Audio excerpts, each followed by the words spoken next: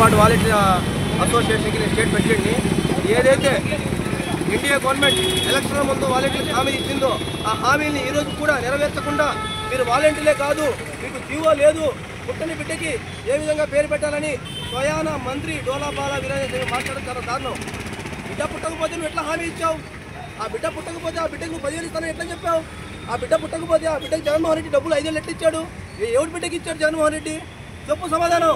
ఈ మంత్రి నేను ప్రశ్నిస్తున్నా. మంత్రి గారు, మీరు మా జిల్లానే, ఉమ్మడి జిల్లానే, మీరు ఒక డాక్టర్ గారు చదువుకొని బిడ్డ పుట్టలేదు, పుట్టని బిడ్డకి నువ్వు హామీ ఎట్లా ఇచ్చావయ్యా? బిడ్డని బిడ్డకు నువ్వు 10,000 ఇస్తానని ఎట్లా చెప్పావయ్యా? మళ్ళీ నువ్వే అసెంబ్లీ సాక్షిగా జగన్మోహన్ రెడ్డి నామకరణం చేయలేదు, జీవో ఇవ్వలేదు, నేను నామకరణం చేసి జీవో ఇస్తామని చెప్పావు కదయ్యా. ఈ హామీ ఏమైపోయింది? ఇంతమంది మహిళమ్మ తల్లుల ఉసురుని కొట్టుకోబోతుంది, గుర్తుపెట్టుకోండి మంత్రి గారు.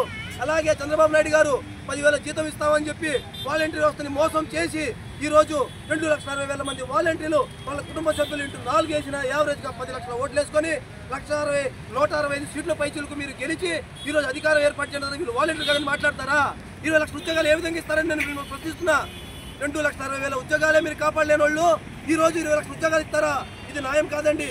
ఒక్కసారి మీరు ఒక తండ్రి లాంటి స్థానంలో ఉన్నారు ముఖ్యమంత్రి గారు, ఒక్కసారి మీరు పునర్పరిశీలన చేయండి. ఈ రోజు ఇంతమంది మహిళమ్మ తల్లుల ఆవేదన మీకేం తెలుసు?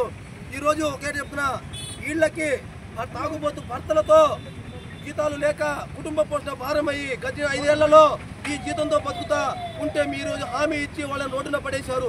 ఈ రోజు 2,60,000 మంది వాలంటీర్లకి ఉరితాడు బిగించిన గవర్నమెంట్ ఉందంటే అది ఒక ఎన్డీఏ గవర్నమెంట్ ఉరితాడు బిగించింది. ఇప్పటికైనా మీ తప్పును తెలుసుకొని వాలంటీర్ వ్యవస్థని కొనసాగిస్తే మీకు పాలాభిషేకమే, లేదంటే మీ కుర్చీ కదిలించే బాధ్యత 2,60,000 మంది వాలంటీర్లు తీసుకున్నారని ఈ ప్రభుత్వానికి సవాల్ విసురుతున్నాం.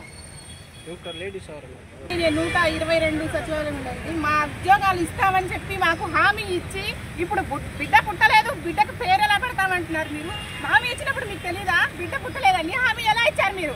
అలాంటప్పుడు పవన్ కళ్యాణ్ గారు మీరు ఏమన్నారు? ఆడవాళ్ళకు భద్రత కల్పిస్తారని. ఈ రోజు ఆడవాళ్ళ పరిస్థితి రోడ్డు మీద, మేము ఇలా రోడ్డు మీద రావాలా?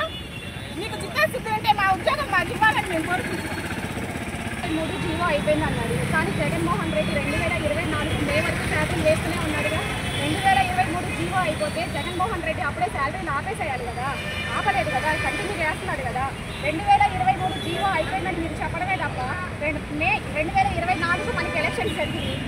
జగన్మోహన్ రెడ్డి సిద్ధం సభలో చెప్పాడు ఏమని, నేను సీఎంని అయితే నేను మీకు రెన్యువల్ చేస్తానని చెప్పాడు. ఆ రేవని చెప్పేసి సిద్ధం సభలో రెన్యువల్ అయిపోయింది అని చెప్పేసి జగన్మోహన్ రెడ్డి చెప్పాడు. ఆ 2 రోజుల తర్వాత చంద్రబాబు నాయుడు గారు చెప్పారు నేను రెన్యువల్ చేస్తాను, జీవోతో సంబంధం లేదని.